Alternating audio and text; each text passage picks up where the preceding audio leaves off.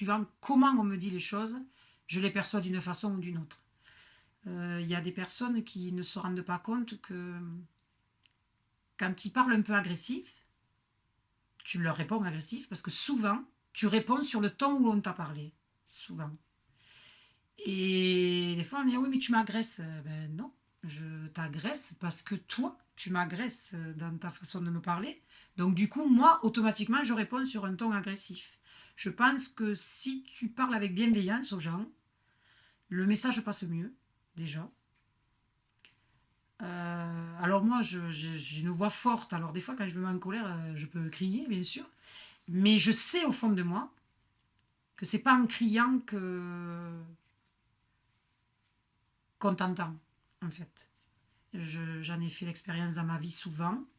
Et je me rends bien compte, en fait, que quand tu expliques les choses sans trop t'énerver ou sans crier, on t'entend plus que quand tu t'énerves, que tu cries, il n'y a rien qui passe, il n'y a pas de message qui passe, en fait, on t'entend juste crier.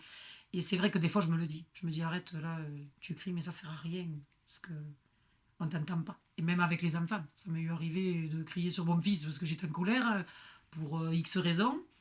Et je me rends bien compte que ce qu'il a retenu de ce que j'ai pu lui dire, c'est tout ce que je lui ai expliqué sans crier, en fait. Tout ce que j'ai pu dire en criant, c'est passé au-dessus de la tête. En fait, on t'écoute plus quand tu cries, je pense. On t'écoute plus. Et je le sais, hein. Alors ça m'arrive encore de faire cette erreur. Mais je sais quand même que si je veux faire passer un vrai message important, je vais faire attention de comment je le dis.